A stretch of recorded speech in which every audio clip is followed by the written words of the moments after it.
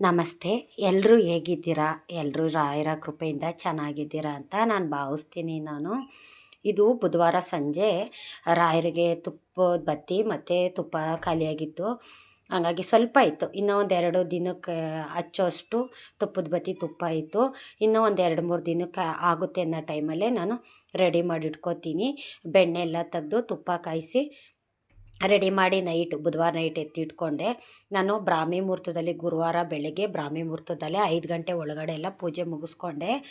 ಇದು ಬೆಳಗ್ಗೆ ತುಪ್ಪದ ಬತ್ತಿ ತೊಗೊಂಡು ಬಂದಿದ್ದೆ. ಸ್ವಲ್ಪ ತುಪ್ಪದ ಬತ್ತಿ ಇತ್ತು, ಇನ್ನೂ ಒಂದು 2 ದಿವಸಕ್ಕೆ ಆಗೋಷ್ಟಿತ್ತು. ಆದರೂ ನಾನು ಮುಂಚೆನೇ ಈ ಥರ ರೆಡಿ ಮಾಡಿ ಇಟ್ಬಿಡ್ತೀನಿ. ನೋಡಿರಿ, ಇನ್ನೂ ಅಷ್ಟಿತ್ತು. ಇದನ್ನು ರೆಡಿ ಮಾಡ್ಕೊತಾ ಇದ್ದೀನಿ ನಾನು.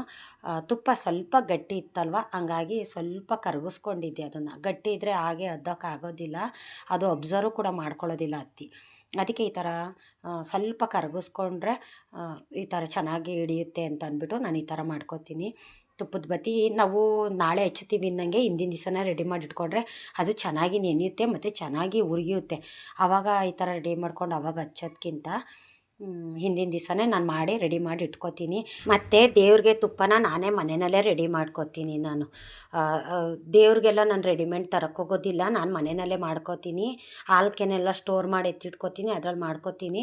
ನಮಗೆ ಊಟಕ್ಕೆಲ್ಲ ಬೇಕು ಅಂತಂದರೆ ನಾವು ರೆಡಿಮೇಡ್ ತಂದು ನಾನು ರೆಡಿ ಮಾಡ್ಕೋತೀನಿ. ಅದನ್ನು ರಾಯರಿಗೆ ನಾನು ಕೈಯಾರ ತುಪ್ಪ ಮಾಡಿ ನಮ್ಮ ಮನೆ ದೇವ್ರಿಗೆ ರಾಯರಿಗೆ ಹಚ್ಚುತ್ತೀನಿ. ಇದು ಪೂಜೆ ಮಾಡಿದ್ದೆ ಇವತ್ತು ಬ್ರಾಹ್ಮಿ ಮುಹೂರ್ತದಲ್ಲಿ. ಬೇಗನೆ ಪೂಜೆ ಮಾಡಿಕೊಂಡೆ, 5 ಗಂಟೆ ಒಳಗಡೆ ಎಲ್ಲ ಪೂಜೆ ಆಯಿತು. ನಾನು ಗುರುವಾರ ಇದೇ ಥರನೇ ಸ್ವಲ್ಪ ಬೇಗನೆ ಎದ್ದುಬಿಡ್ತೀನಿ. ನಾನು ಒಂದು 3 ಗಂಟೆ ಒಳಗಡೆ ಎಲ್ಲ ಎದ್ದುಬಿಡ್ತೀನಿ. 2:45-3 ಗಂಟೆಗೆಲ್ಲ ಎದ್ದುಬಿಟ್ಟು ಫುಲ್ಲು ಸ್ವಲ್ಪ ಮನೆಯೆಲ್ಲ ಕ್ಲೀನಿಂಗ್ ಮಾಡಿಕೊಂಡು ಹಿಂದಿನ ದಿವಸ ಕ್ಲೀನಿಂಗ್ ಮಾಡಿರ್ತೀನಿ.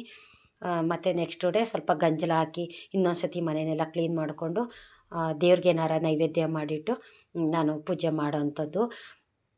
ನನಗೆ ಪೂಜೆ ಮಾಡಿದ್ರೆ ರಾಯರ ಮುಂದೆನೇ, ನಮ್ಮ ಮನೆ ದೇವ್ರ ಮುಂದೆನೇ ಒಂದು 10 ನಿಮಿಷ ಕೂತ್ಕೋಬೇಕು. ನನಗೆ ಏನೋ ಒಂಥರ ಸಮಾಧಾನ, ರಾಯರು ನಮ್ಮ ಮನೆಗೆ ಬಂದಿದ್ದಾರೇನೋ ಅಂತ.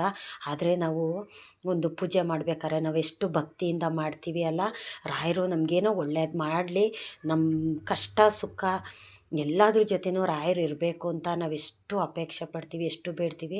ಆದರೆ ಕೆಲವ್ರು ಜನ ಹೇಳ್ತಾರೆ, ನಾವು ದೇವ್ರ ಪೂಜೆ ಮಾಡಿದ್ರೆ ಕಷ್ಟನೇ ಜಾಸ್ತಿ ಆಗ್ತಿದೆ, ಕಷ್ಟನೇ ಕಮ್ಮಿ ಆಗ್ತಿಲ್ಲ ಅಂತ ಹೇಳ್ತಿರ್ತಾರೆ. ಸುಮಾರು ಜನ ಅಲ್ಲ, ನಾನೇ ಅಂದ್ಕೊಂಡಿದ್ದೀನಿ. ಕೆಲವೊಂದು ಸತಿ ನನ್ನ ಮನಸ್ಸಲ್ಲೂ ಸಹ ಆ ಥರ ಒಂದು ಕಾಡೋಕ್ಕೆ ಸ್ಟಾರ್ಟ್ ಆಗುತ್ತೆ. ಯಾಕಪ್ಪ ಅಂತಂದರೆ, ನಾವೆಷ್ಟು ದೇವ್ರ ಪೂಜೆ ಮಾಡಿದ್ರು ಒಂದೊಂದು ಟೈಮಲ್ಲಿ ಮನಸ್ಸಿಗೆ ಬೇಜಾರಾಗುತ್ತಲ್ಲ. ಏನಕ್ಕೆ ನಾವು ದೇವ್ರಿಗೆ ಪೂಜೆ ಮಾಡಬೇಕು, ಏನಕ್ಕೋಸ್ಕರ ನಾನು ಇಷ್ಟೆಲ್ಲ ಮಾಡಬೇಕು, ನಿದ್ಗೆಟ್ಕೊಂಡು ಹಿಂದಿನ ದಿವಸನೇ ಕ್ಲೀನಿಂಗ್ ಮಾಡೋದು ಮತ್ತು ಬೆಳಿಗ್ಗೆ ಬೇಗ ಎದ್ದೇಳೋದು, ಇಷ್ಟೆಲ್ಲ ಮಾಡೋದು, ಇದೆಲ್ಲ ಏನಕ್ಕೆ ಮಾಡಬೇಕು, ನಮ್ಗೆ ಒಳ್ಳೇದಾಗಿ ಮಾಡ್ತಾಯಿಲ್ಲ ದೇವರು ಅಂತಂದಮೇಲೆ ಏನಕ್ಕೋಸ್ಕರ ಇಷ್ಟೆಲ್ಲ ಮಾಡಬೇಕು ಅಂತ ಕೆಲವರು ಜನದ ಮನಸ್ಸಲ್ಲಿ ಬಂದೇ ಬರುತ್ತೆ. ಆ ಥರ ನನಗೂ ಸಹ ಬರುತ್ತೆ. ನನಗೆ ರಾಯರು ಒಳ್ಳೇದು ಮಾಡಿದ್ದಾರೆ ಅಂತಲ್ಲ, ಇಲ್ಲ ಕೆಟ್ಟದ್ದು ಮಾಡ್ತಾಯಿದ್ದಾರೆ ಅಂತ ಅಲ್ಲ. ಕೆಲವೊಂದು ಟೈಮಲ್ಲಿ, ಏಕೆಂದರೆ ಸಮಯ ಸಂದರ್ಭ ಒಂದೇ ಥರ ಇರೋದಿಲ್ಲ. ಟೈಮು ಯಾವ ರೀತಿ ಚೇಂಜ್ ಆಗುತ್ತೋ ಅದೇ ರೀತಿ ನಮ್ಮ ಜೀವನದಲ್ಲೂ ಅಷ್ಟೇ ಬದಲಾವಣೆಗಳು ಆಗ್ತಾ ಇರುತ್ತೆ. ಟೈಮ್ ಯಾವಾಗಲೂ ಒಂದೇ ರೀತಿ ಇರಲ್ವಲ್ಲ, ಅದೇ ರೀತಿ ನಮ್ಮ ಜೀವನದಲ್ಲೂ ಅಷ್ಟೇ ನಡೀತಾ ಇರುತ್ತೆ. ಕೆಲವೊಂದು ಸತಿ ನನಗೂ ಅಷ್ಟೇ ಬೇಜಾರಾಗುತ್ತೆ ಮತ್ತು ಕೋಪನೂ ಬರುತ್ತೆ. ಎಲ್ಲ ಟೈಮು ಒಂದೇ ಥರ ಇರೋವಲ್ಲ, ನಾವು ಆ ಸಮಯಕ್ಕೆ ತಕ್ಕನಾಗೆ ನಾವು ಹೊಂದ್ಕೊಂಡು ಹೋಗಬೇಕಾಗುತ್ತೆ. ಯಾಕೆ ಮಾತು ಹೇಳ್ತಾ ಇದ್ದೀನಿ ಅಂದರೆ, ಕೆಲವ್ರ ಮನಸ್ಸಲ್ಲಿ ಈ ಥರ ಎಲ್ಲ ನೋವುಗಳು ಕಾಡ್ತಾ ಇರುತ್ತೆ. ಎಲ್ಲ ಟೈಮು ಒಳ್ಳೇದಾಗಿರಲ್ಲ. ನಾವು ಎಷ್ಟು ದೇವ್ರ ಪೂಜೆ ಮಾಡ್ತಾಯಿದ್ದೀವಿ, ಆದರೂ ಕೂಡ ನಮ್ಗೆ ಒಳ್ಳೇದಾಗ್ತಿಲ್ಲ. ರಾಯರು ಕೆಟ್ಟದೇ ಮಾಡ್ತಿದ್ದಾರೆ, ಏನಕ್ಕೆ ಪೂಜೆ ಮಾಡಿದಷ್ಟು ಕೆಟ್ಟದೇ ಆಗ್ತಿದೆ ಅಂದಮೇಲೆ ಪೂಜೆ ಅಂತೂ ಮಾಡಬೇಕು ಅಂತ ಕೆಲವ್ರ ಮನಸ್ಸಲ್ಲಿ ನೋವು ಕಾಡೋದಕ್ಕೆ ಸ್ಟಾರ್ಟ್ ಆಗುತ್ತೆ. ಅದಕ್ಕೆಲ್ಲ ಒಂದು ಟೈಮ್ ಅಂತ ಇದ್ದೇ ಇರುತ್ತೆ. ನೀವು ಪೂಜೆ ಮಾಡಿ ಕೆಲವು ನಿಮಿಷ ರಾಯರ ಮುಂದೆ ಕೂತ್ಕೊಳ್ಳಿ. ನೀವು ಕೂತ್ಕೊಂಡು ನಿಮ್ಮ ಕಷ್ಟನೆಲ್ಲ ಹೇಳ್ಕೊಳ್ಳಿ. ನೀವು, ಯಾಕೆ ರಾಯರೇ, ನನ್ನ ಪೂಜೆನಲ್ಲೇನಾದರೂ ನಿನಗೆ ಲೋಪದೋಷ ಇದೆಯಾ, ಇಲ್ಲ ನಾನು ಪೂಜೆ ಮಾಡೋದ್ರಲ್ಲಿ ಏನಾದರೂ ನಿನಗೆ ತಪ್ಪು ಕಾಣ್ತಿದೆಯಾ ಹೇಳು, ಅದೇನು ಅಂತ ನನಗೆ ಗೊತ್ತಾಗಬೇಕಪ್ಪ. ಆದರೆ ನನಗೆ ಗೊತ್ತಿದ್ದೋ ಗೊತ್ತಿಲ್ಲದೇನೋ ಏನಾರು ಕೆಲವೊಂದು ತಪ್ಪಾಗಿದ್ರೆ ಅದು ದಯವಿಟ್ಟು ನೀನು ಹೊಟ್ಟೆಗೆ ಹಾಕ್ಕೊಳ್ಳಪ್ಪ. ಅದರಿಂದ ಶಿಕ್ಷೆ ಕೊಡಬೇಡ. ನಮ್ಮ ಮನೆಯಲ್ಲಾಗಿರ್ಬೋದು, ಇಲ್ಲ ಒಂದು ಗಂಡ ಹೆಂಡ್ತಿನಲ್ಲಾಗಿರ್ಬೋದು, ಇಲ್ಲ ಒಂದು ಮಕ್ಕಳಲ್ಲಾಗಿರ್ಬೋದು, ನೆಮ್ಮದಿ ಕೊಡು ನನಗೆ. ನಾನು ಏನನ್ನೂ ಬಯಸಲ್ಲ ನನ್ನಪ್ಪ, ನನಗೆ ನೆಮ್ಮದಿ ಕೊಡು ನೀನು. ನಾನು ಸುಖ ಸಂಪತ್ತು, ಆ ಹಣ ಕಾಸು ನಾನು ಏನೂ ಕೇಳ್ತಾ ಇಲ್ಲ.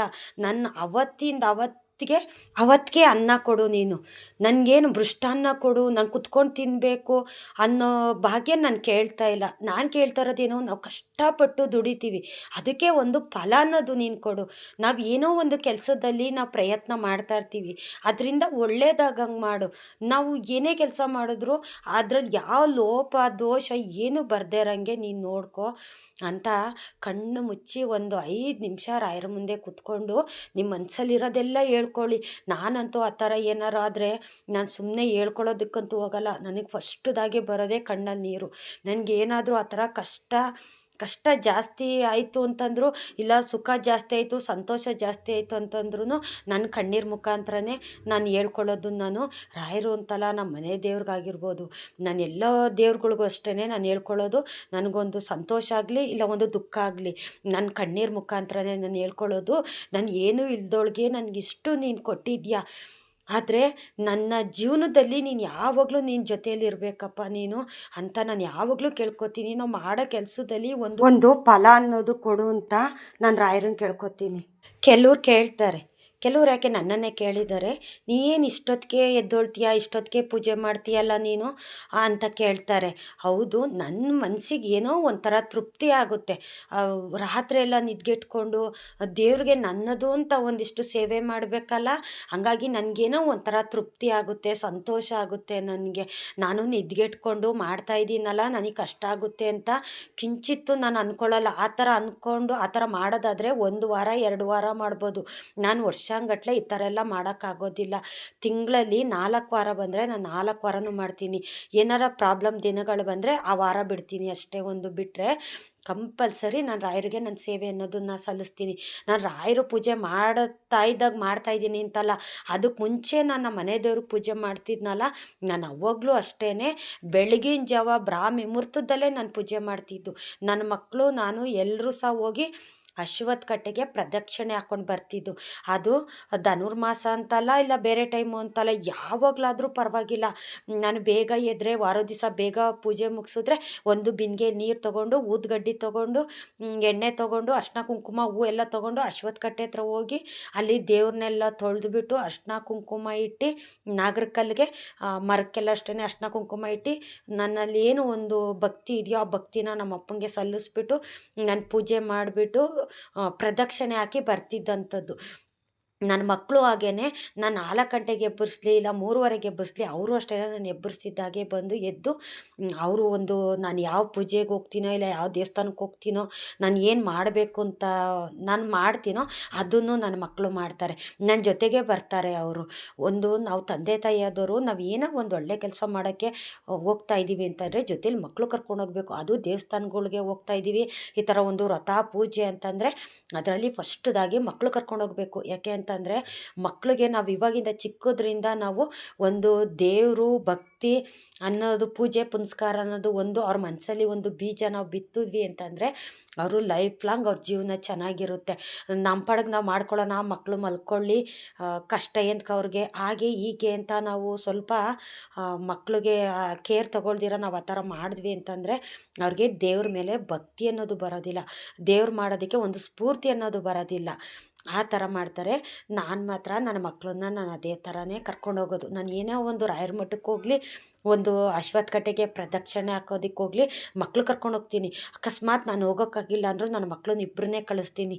ಹೋಗಿ ನಾನು ತೋರಿಸ್ಕೊಟ್ಟಿದ್ದೀನಲ್ಲ ಅದೇ ಥರ ನೀವು ಅಲ್ಲಿ ಪೂಜೆ ಮಾಡಿ ಬನ್ನಿ ಅಂತ ನನ್ನ ಮಕ್ಳಿಗೆ ಹೇಳ್ಕೊಡ್ತೀನಿ. ಅದೇ ರೀತಿ ಮಾಡ್ತಾರೆ. ಮಕ್ಕಳಿಗೆ ನಾವು ಚಿಕ್ಕದ್ರಿಂದ ಒಂದು ಒಳ್ಳೆ ಬೀಜನ ಬಿತ್ತಬೇಕು ಅವ್ರ ಮನಸ್ಸಲ್ಲಿ. ಒಂದು ಪೂಜೆ ಪುನಸ್ಕಾರ ಅನ್ನೋದೊಂದು ಬೀಜ ಬಿತ್ತಿದ್ರೆ ಅವರು ನಾಳೆ ಮುಂದಿನ ಪೀಳಿಗೆಗೆ ಒಂದು ಒಳ್ಳೆಯ ಭವಿಷ್ಯ ಆಗುತ್ತೆ ಅವ್ರಿಗೆ. ಅವ್ರ ಕಾಲ ಮೇಲೆ ಅವ್ರು ನಿಂತ್ಕೋತಾರೆ, ಅವ್ರ ಜೀವನನ ಅವ್ರು ರೂಪಿಸ್ಕೋತಾರೆ.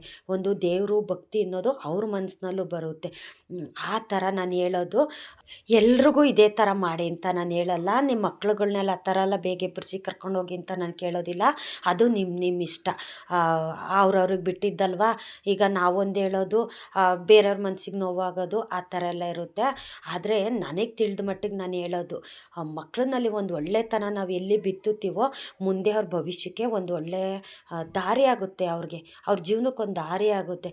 ಏಕೆಂದರೆ ಕೆಲವು ಮಕ್ಳುಗಳನ್ನ ನಾವು ನೋಡ್ತೀವಲ್ಲ, ಅವರು ಹೈಸ್ಕೂಲ್ಗೆ ಹೋಗ್ತಿದ್ದಂಗೆ ಮತ್ತು ಅವರು ಹೋಗೋ ದಾರಿನೇ ಬೇರೆ ಆಗಿರುತ್ತೆ, ಅವರು ಮಾತಾಡೋ ಸ್ಟೈಲಿನೇ ಬೇರೆ ಆಗಿರುತ್ತೆ, ಮತ್ತು ಅವ್ರ ಜೀವನ ಸ್ಟೈಲಿನೇ ಬೇರೆ ಆಗಿರುತ್ತೆ. ನಾನು ನೋಡ್ತೀನಲ್ಲ, ಸುಮಾರು ಮಕ್ಳುಗಳ್ನ ನೋಡ್ತೀನಿ. ಅದಕ್ಕೋಸ್ಕರ ನಾನು ನಿಮ್ಮ ಹತ್ರ ಹೇಳ್ತಾ ಇರೋದು. ನಾನು ಯಾರು ಅಷ್ಟೇ ನಾನೀಗ ಹೇಳಿದೆ ಅಂತ ಬೇಜಾರು ಮಾಡ್ಕೋಬೇಡಿ.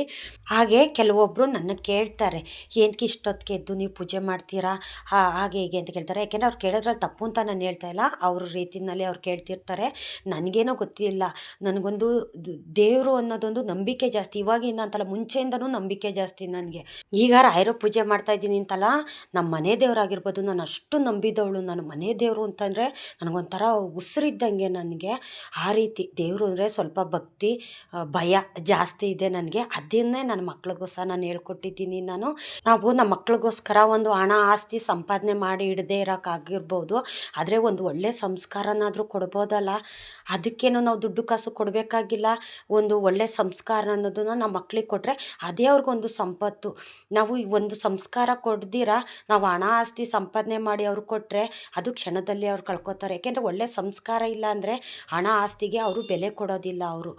ಅದಕ್ಕೆ ನಾನು ಹೇಳೋದು, ನಾವು ತಂದೆ ತಾಯಿ ಆದವರು ಏನು ಕೊಟ್ಟಿಲ್ಲ ಅಂದರೂ ಅವ್ರಿಗೂ ಪರವಾಗಿಲ್ಲ, ಒಂದು 4 ಅಕ್ಷರ ವಿದ್ಯೆ ಅನ್ನೋದು ಕೊಡಬೇಕು. ಒಳ್ಳೆ ಸಂಸ್ಕಾರ ಕೊಟ್ಬಿಟ್ರೆ ಮುಂದೆ ಅವ್ರ ಬಾಳು ಹಚ್ಚ ಹಸಿರಾಗಿರುತ್ತೆ.